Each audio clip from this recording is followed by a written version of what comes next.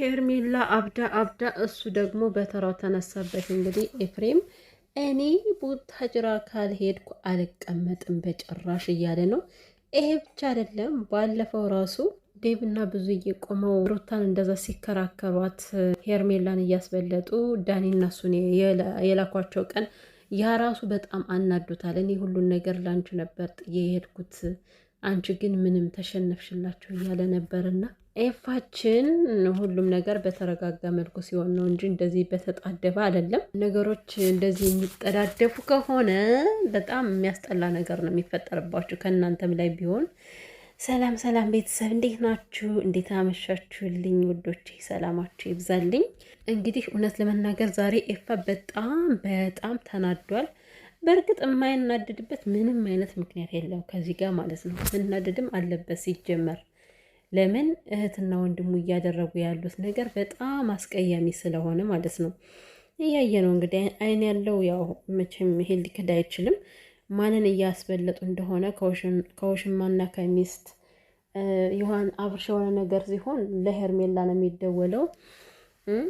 ሚስት ቁጭ ብላ ማለት ነው። ሚስት ቆማ ራሱ ውሽማይቱ እንደፈለገች ስትለጣጠፍ እነሱ ታይ ብለው እንኳን የሚያስቆሙ ሰዎች አይደሉም። ስለዚህ ያንን ስላየ እንዴት እናድር ብዙ ነገር አውርተናል። ለምን ጭራሽ የባለፈው አልበቃ ብሎ እንዴት አሁን ቡታጅራ ትልከዋለሽ እያላት ነበረና ማለት ነው። ለባለፈው ኤፍሬም ምን ታድርግ እሷ ያው ማለት ሩታ ሀቅ እንዳላት ሁሉ የልጇ አባት እንደሆነ ሁሉ እነሱም ደግሞ ወንድማችን ነው ወደ ሐኪም ቤት መታከም አለበት ወይም ደግሞ የሆነ ቦታ ልንወስደው ነው ጸበል ካሏት እሷ ምን ማድረግ ትችላለች? ምንም ማድረግ አትችልም። እነሱን ያን ያክል መከራከር አትችልም። አንተ ብትሆን ኑሮ በቦታው አንተ ወንድማቸው ነህ፣ ችግር የለውም። ያው እናንተ ተቋርጣችሁ አትቋረጡም።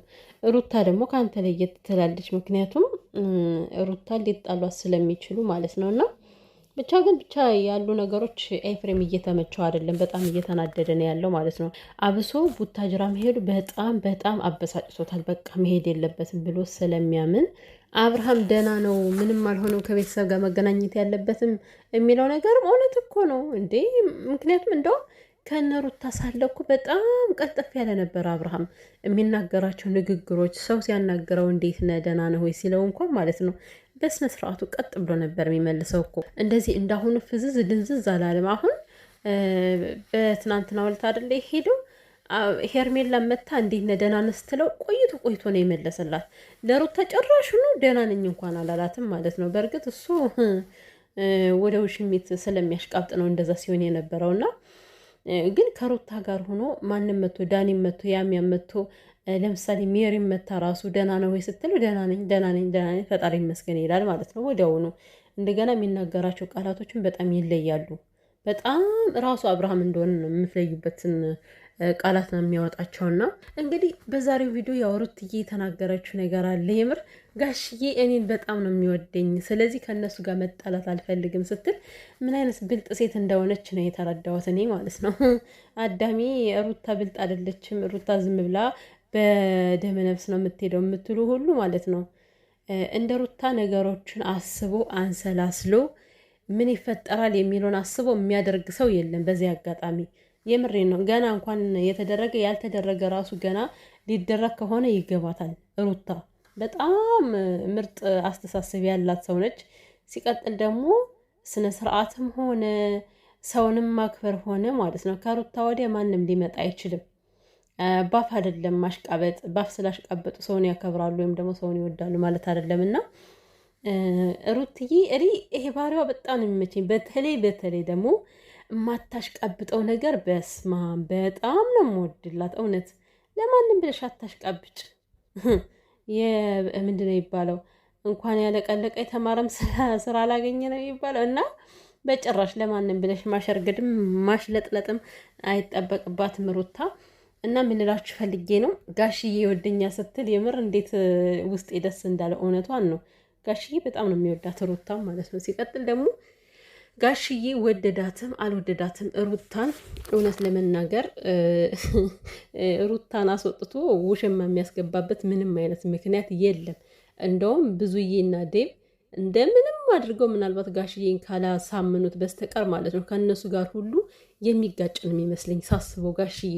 ምክንያቱም እነሱ ያደረጉ ያሉትን ቪዲዮን ካየ ለሩታ ምን ያክል ጥላቻ እንዳላቸው ያያል። እሱ ደግሞ በተቃራኒው ይወዳታል። ሩታን በጣም ነው የሚወዳት። ሚስቱ እንድትሆን የምትፈልገው ለአብርሃም ሚስት እንድትሆን የሚፈልገው ሩታን ነው። ከዛ ሌላ ማንንም ሴት አይፈልግም ጋሽዬ ማለት ነው። ስለዚህ ይሄን ሁሉ ነገር ታጠፈዋለ። ኤፋ ተረጋጋ። እንደውም ይሄ እኛ ባጉል መንገድ እየተጠረጠርን ስለሆነ እንደፈለጉ ያቆዩትና ከዛ ይዩት እስኪ እኛም ሀቃችን ይወጣል እያለች ነበረ ማለት ነው። ምክንያቱም ከሄርሜላ 5 ቀን ተቀምጦ ምንም እንደውም አደንዝዛ ነው የላከችው። የምሬን ነው የሚላችሁ። እኔ የሰዓቱ ነገር በጣም እየቆራቆረኝ ነው አሁንም ድረስ ተመሳሳይ ስለሆነ ሰዓቱ የምር ሰዓቱን ቀይረዋለች እኮ በእርግጠኝነት ቀይረዋለች ሰዓቱን ማለት ነው። እና ምንም ነገር ሰላም አይደለም። አብርሃም ወይ አንቺን መርጫለሁ ብሎ ከእሷ ጋር ሄዶ አልተቀመጠም። ዝም ብሎ አውድድ ብሎ ነው የተመለሰው ልጁ ማለት ነው። እና ያ ማለት ውስጡ ሰላም ነው። አብርሃም ውስጡ ሰላም ነው እውነቱን ለመናገር ማለት ነው። ምናልባት እንደው ያደነዘዘው የጭንቀቱ ነው እንጂ ሁሌ እንደምንለው ነገር ግን የውስጥ በሽታ ምናምን ነገር የለበትም። የሰው ልጅ ደግሞ የውስጥ በሽታ ሲታመም ነው በጣም የሚያስደነግጠውና የሚያስፈራው። አብርሃም ግን ኖርማል ነው። ስለዚህ ኤፋ ያንተና የሩታ ንግግር በጭራሽ ተቃራኒ ሊሆን አይገባም። ግዴታ ነው። አንተም ስትል እሷም ስትል ተግባብታችሁ ካልሆነ እንደዚህ ገባ ወጣ ያለ ከሆነማ ሁለታችሁም ላትስማሙ ትችላላችሁና ሩታ የምትል ነገር እውነት ነው ማለት እነሱ ነገሮችን እያዞሩ ስለሆነ አሁን ሩታ እንደተናገረችው ኤፍሬም እና ሩታ ተያይዘው ከዛ ቤት ቢሄዱ ይሄው ጋሽዬ መጡ። ከዛም እኮ እንደዚህ እያደረጉ ነው ልጁን አላሳዩን የሚሉት እንደዚህ እየደበቁት ነው። ከቤታቸው ወስደው እኛ እንድንደርስ አያደርጉንም።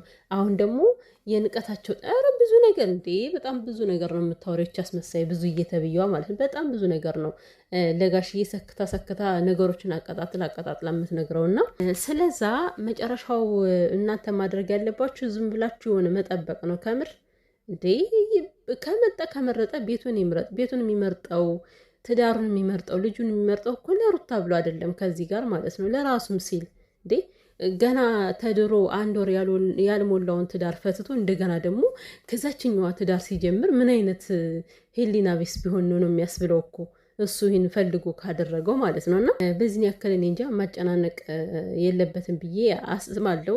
ምክንያቱም ኤፍሬም ልፋቱን ይገባኛል እኮ በቃ ሁለቱም በአንድ ላይ እንዲሆኑለት ስለሚፈልግ ነው። እንደገና ደግሞ ከዛ ከሄደ ምናልባት ጋሽዬንም ያሳምኑታል ብሎ የፈራ ይመስለኛል ሳስበው። በጣም የሆነ የፈራው ነገር አለ፣ ያየው ነገር አለ። ብቻ ኤፍሬም በሰላሙ እንደዚህ ሊሆን አይችልም፣ ከሩታ ተቃራኒም ሊሆን አይችልም ሀሳቡ ማለት ነው። እና ሲቀጥል ሩቲ ደግሞ ሰውን አትመኝ። በነገራችን ላይ እዩን በጣም ብዙዎች ትወዱታላችሁ። እኔም አልጠላውም፣ እወደዋለሁ። ነገር ግን በአንደኛነት ደረጃ የማላምነው እኔ እዩን ነው። ከዚህ በፊት ከሩታ ላይ ያደረገው ነገር እኔ መቼም አረሳውም ማለት ሄርሜላ ፍቅር ጥያቄ አቀርባለት ኧረ በስመ አብ በጣም ሰው እኮ ግን ማለት ነው የሆነ ነገር ሲያደርግ በቃ የሚስታወስ አይመስለውም እንደ ጊዜ ካለፈው በኋላ እና እሱም ራሱ መልስላት እያለ በጣም አብሮ ከነ ሄርሜላ ጋር ሆኖ አብርሽን ሲጫነው አየውኝና በጣም ብዙ ጊዜ እየተመላለሰ ለሩታማ ለሄርሜላ ማስቦ ወይም ደግሞ ለአብርሃም ማስቦ ሩታን በጣም ባልሆኑ ነገሮች ሲከራከራት አይቻለሁ ከዚህ በፊትና በቃ ከዛ ጀምሮ እኔ እዩን አላምነውም። እና ምንድነው ሩቲ ማንም ይሁን ጥንቃቄ ማድረግ አለብሽ። ጥንቃቄ ሰውን ማመን የለብሽም። ከነ ሄርሜላ ያለውን አምጥቶ እንደሚነግርሽ ሁሉ ሌላ ሰው ካንቺ ያለውንም ደግሞ ወዳጅ መስሎ ቀርቦሽ አውጥቶ የማይናገር ምንም አይነት ምክንያት የለም። እና በዚህ ያክል ሰው ባታመኝ ጥሩ ነው። እንግዲህ እዩም ቤት ነበረ ኤፍሬም ሲመጣ እና በስተመጨረሻም ሩቲ ያለችው ሀሳብ መልካም ነው። እንግዲህ ኤፋ በጣም ተናዶ ነው የወጣው። ሩቲ ያለችውን ሀሳብ ብትቀበል ኤፍሬም በጣም ጥሩ ነው። ያው ማለት አብርሃምን ግዴታ ተይዞ ትዳር ምረጥ ሊባል አይችልም። እሱ ከፈለገ ይኖራል፣ ካልፈለገ ደግሞ መሄድ ይችላል። በቃ አለቀ። ይሄ ነው የሚፈጠረው። እና የባሰ ሩታም ከዛ ጋር ሂዳ ከነጋሽዬም ጋር ከነ ታብዬም ጋር ችግር ከሚፈጠር